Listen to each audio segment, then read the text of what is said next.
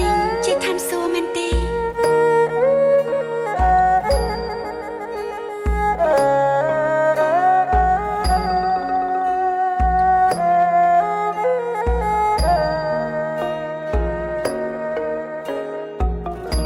ក្លិនអូនក្រអូ